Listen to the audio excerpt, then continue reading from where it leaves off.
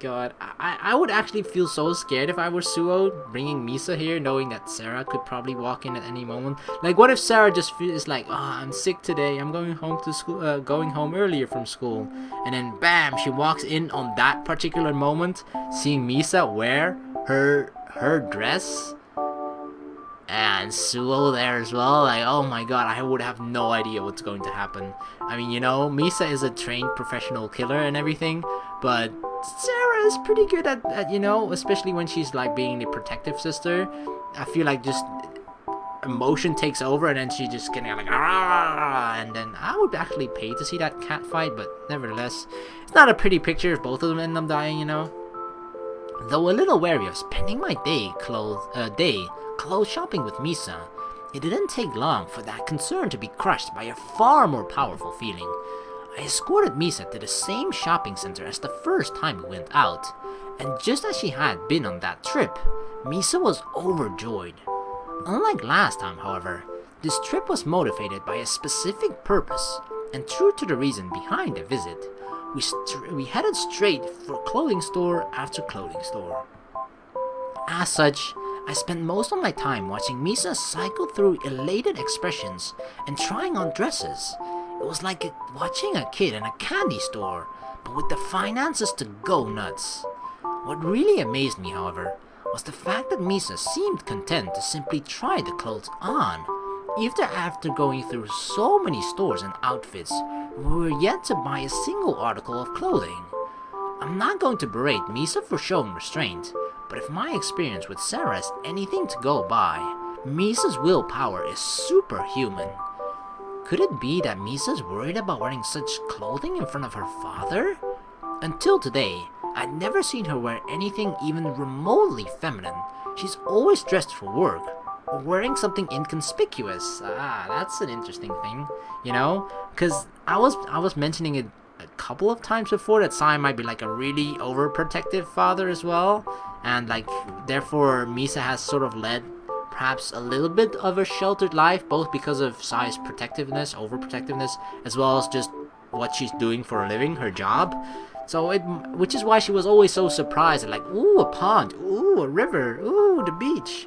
Like, things that for normal people would be like, oh, okay, that's the beach. Like, I've seen that before. For Misa, it was like, wow, I saw that for the first time in my life today. So she might have had like a kind of a sheltered upbringing almost. And it could definitely be that she wasn't, or that she isn't even allowed to wear feminine clothes, which is why, for girls, or at least it's not always for girls, it's for people in general, if you're told not to do something, or that you're not allowed to have something, most of the time you actually want it more, right? So it could make sense, and that is why Misa really wants and really liked that dress from Sara. Whatever the case, it is a rather nice change of pace. Even if Misa's usual outfits suit her, some of the dresses she tried on today look great on her. Given a few more years, Misa will be a real treat for the senses. Wait, what? Given a few years? Does that mean that Misa is still underage or something? What? That made it sound really weird. What the fuck? Still, without $1 spent, Misa and I headed to the food court to grab a late lunch. We didn't eat anything at my place earlier, so all the walking around since then helped to work up an appetite. So, see anything that you like? Misa placed her order by pointing at the menu, choosing the exact same meal as during our previous visit. Ooh, she liked that. The same as last time, huh? Well, at least you know that you'll like it. Alright. Let's line up and... Suoh? Dude, is that you? As an unfamiliar voice called out to me, Misa hid behind my back, keeping close enough that we could have been linking arms. The source of the unexpected noise closed in, and the moment I set my sights on them, I knew what to expect. Don't tell me it's those 3 people again. Just what I needed. Dude, where have you been? Whoa, it's Suoh. I thought you moved out of the state. Why does that girl look so weird? Like her eyes are really huge in comparison to her face.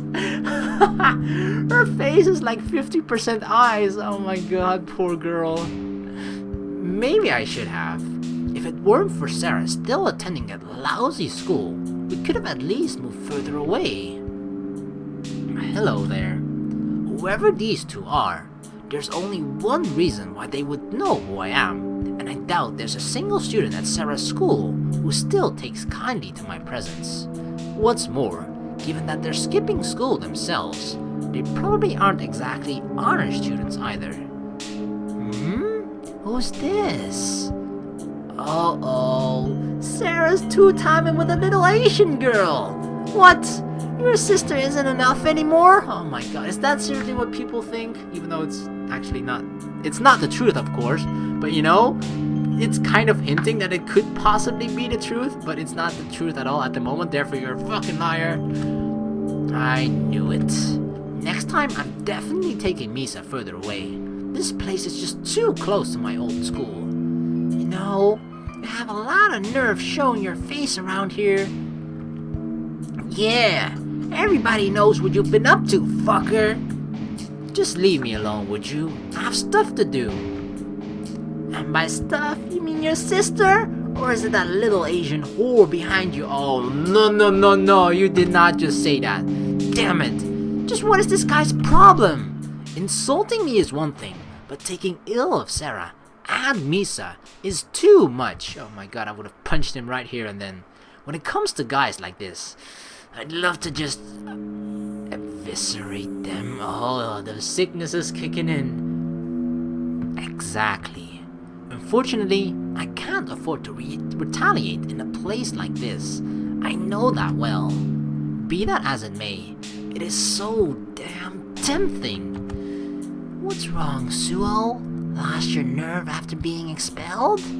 Sara said you quit school to start working, but we all know the truth. They're asking for it. They sure are. But why? Why do these idiots insist on picking a fight with me? All I want to do is take Misa shopping. Is that such a crime? What's wrong, huh? No witty retort, you incestuous bastard? How boring. Suoh's no fun. Yeah, you're right. Hey, little girl, wanna come with us instead? It'll be much more fun than hanging out with Suoh, I promise. Nothing from her either, huh? See, that's what bullies do. Bullies, or just people like this in general, they're looking for your reaction. And if they don't get it, they don't get any pleasure out of what they're doing to you either, or what they're saying. So they just give up at a certain point. So that's the best reaction when it comes to fucking people like this. No wonder they're together. Two peas in a boring pod. Whatever. Forget those two losers. Hey, wanna swing by the arcade on the way back? Hell no. We're here to go shopping, remember? Well, can't blame a guy for trying, ha ha ha! As the two hindrances escaped earshot, Misa stopped hiding behind my back. She stood in front of me with a worried expression on her face, obviously affected by the exchange that just took place. That really wasn't the scene I wanted to subject Misa to. She didn't have to hear any of that. We're supposed to be here for the sake of picking out a dress, not that so she could watch me stand idly by while those two said whatever they wanted. And while those two degenerates were spouting crap about not only Sara, but also Misa, someone completely uninvolved, I did nothing. I was afraid to act as my sickness took control. I was afraid that I might kill someone out in the open, immediately ending my career. I allowed my own fear of losing control to prevent me from taking any action whatsoever. I could feel my fists shaking by my sides as I thought about my tormentors from moments ago. Without throwing a single punch, I drowned in the ecstasy I could have felt, imagining myself beating those two to a pulp. That would have been so sweet, so gratifying. But what concerns me is, I wouldn't have been able to stop. Now I can only hope that Misa understands the reason behind my inaction. Because of me, she too was the target of their ridicule. What's more, I didn't defend her at all. I just let those two say whatever they wanted about her. If I were Misa, I'd... Huh? Wait, where are we? Whoa! What's going on? Seemingly unaffected by the exchange that took place, Misa took my hand in hers and led the way to the next clothing store. What about our food? But I mean, it's glad that Misa wasn't upset about it, but I can sort of understand. But, Suoh's reasoning there is perfectly fine, right? If the choice is between beating those two to a bloody pulp to the point where he might actually kill them in open public, or do nothing at all, I think doing nothing at all is definitely the right choice there, especially since his sickness was about to kick in at any moment, and that would have definitely been a bad place for that to kick in. So, I could see some girls taking offense to that, like, what, you didn't protect me or didn't defend me against those two bullies whatsoever, and they're like, nah, you're not a man, you have no balls. But I definitely think Suoh took the right approach there. I walked around lethargically, unable to get the words of those two out of my head, swaying back and forth as though in a daze. Whenever she caught me dawdling, however, Misa grabbed my hand once more, forcing me to pick up the pace and stop moping. Are those words? Slow down, Misa. They aren't going to run out. Even if they're on sale, they won't disappear that quickly. Most students and adults are at school and work right now, so their stock won't be depleted anytime soon. Fine. Let's go in. And I thought clothes shopping with Sara was bad. At least I can argue with Sara. How am I supposed to debate with someone who won't even speak?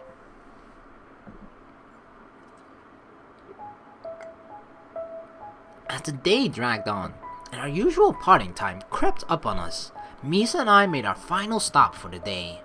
Despite the many sales we attended and the countless stores we explored, Misa chose only a single dress, opting for one eerily similar to the dress of Sara's which she tried on earlier. She hugged it dearly, treasuring it even before we went to the checkout, yet only tried it on privately. Unlike the hundreds of other outfits Misa tried on, this dress I didn't get to see on the recipient herself.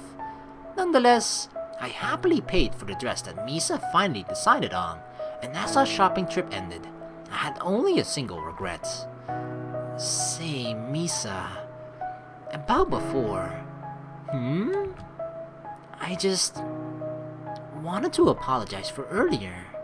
Because of me, you were ridiculed by those two assholes. You were mocked by complete strangers.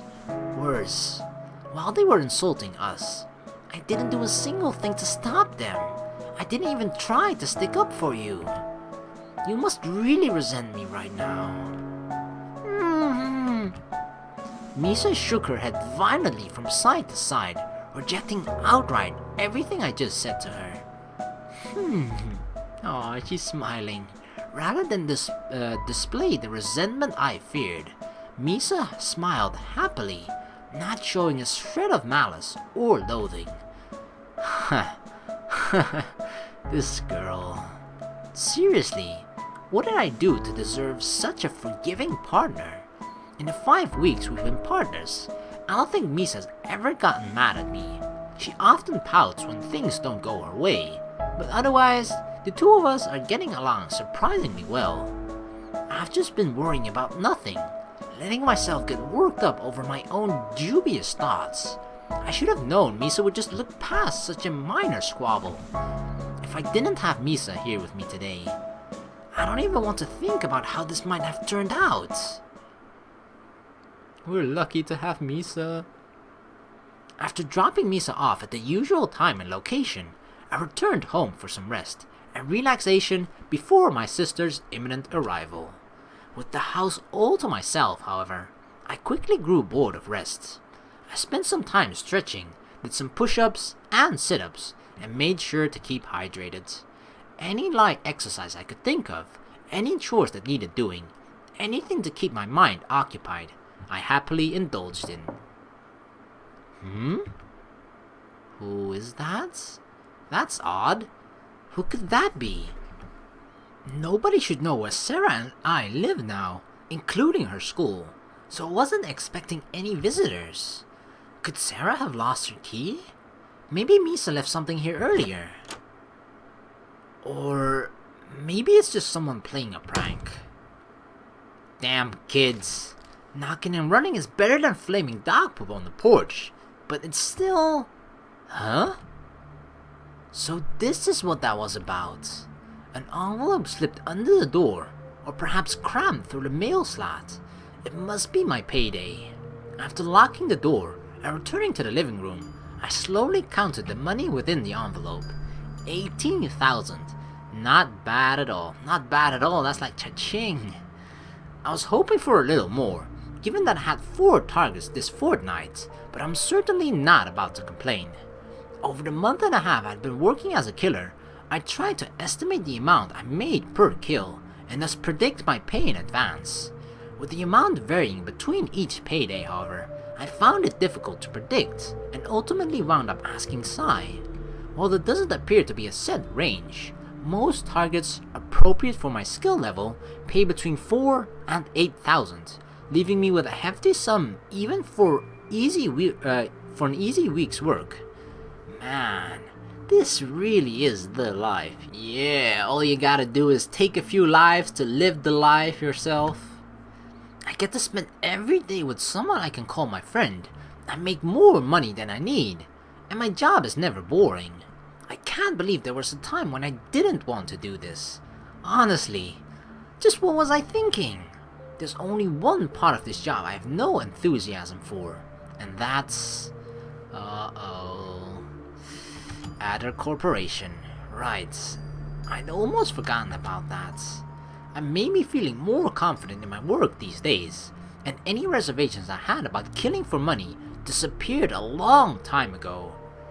But espionage? Despite Karasu's reassurance, there's no way I'm qualified to do that. Even if my job is to do nothing more than follow Sai's orders, what they're planning is just insane. Breaking into a multi-billion-dollar company. I'll be shot dead before I even get close. What's more, I still have no clue what I'm expected to do once we do get in.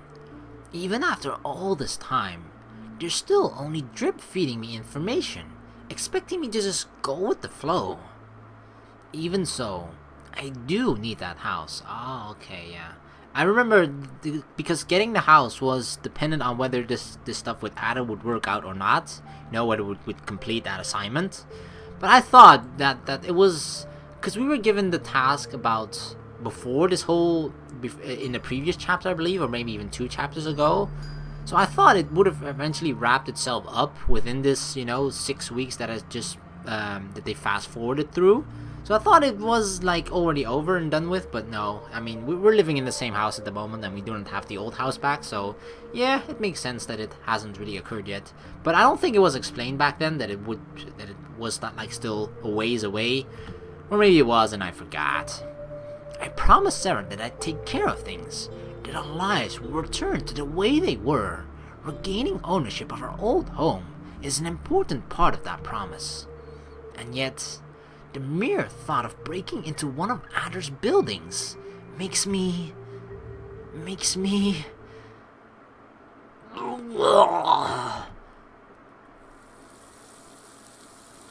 Allowing my nerves to get the best of me, I ran into the bathroom and threw up into the sink. The stress of trying to normalize my life without losing it was starting to weigh on my mind, and thoughts of Adder filled my head. Damn it. I'm really not ready for this. I can't even contain myself here in my own home. How am I supposed to do so when I'm actually on the job? I should have asked the doctor for some meds while I had the chance. Like that would have helped. What? Who's there? That doctor just wanted you to get out of his office. That gastro rubbish was a guess. Huh? No way! Oh my god, what the fuck? Okay, that genuinely just freaked me out.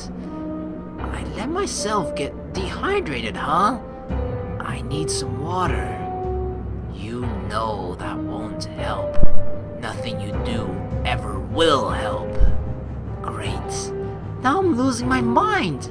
Just fucking wonderful. Oh my god, that looks so freaky. What is like the black sludge coming out of his mouth? What the heck? Cheer up, me. I'm here to help. Who knows your situation better than we do? Is the sickness finally like taking over or something? It's like an insect that has been living in our mind or in our body for so long, and it's just been, you know, living through us, just in the background, like, yeah, don't worry about me, just don't pay any attention to me. Every now and then I'll just pop up, but don't worry about it. And then now he's like reached his final form and is ready to take over our body. Oh my god. Shit. I've gone completely off the deep end. What am I supposed to do now? Hearing whispers was bad enough, but actually conversing with myself? Then again, I suppose it's not every day I get to ask myself for advice like this. Help me how? Good question. But before I can answer that, we must figure out which aspect of your fucked up life is giving you the most grief right now. I wouldn't describe my life quite like that, but we already know the answer to that. Right. The other scenario. No need to remind me. You really are worrying about that a lot, aren't you? Do you not trust that Sai will take care of you? That's not it. I understand how capable Sai is. Then do you think that he will leave you behind? That he will discard you once you're of no further use? Well, that is a possibility. But I'm worthless to him then, and the company we're robbing is loaded. There would be no benefit in my death. Very good. How logical of you. So then, if a capable man like Sai, who has no reason to abandon you, is taking the lead, and you only need to follow his instructions, what is it that you fear? Everything. Everything, huh? For a professional killer, you're quite the scaredy cat. But don't worry. When the time comes that you're immobilized by fear, just let old Suoh take care of you. Until then, try not to get yourself killed. Oh my god. That hurt my ears.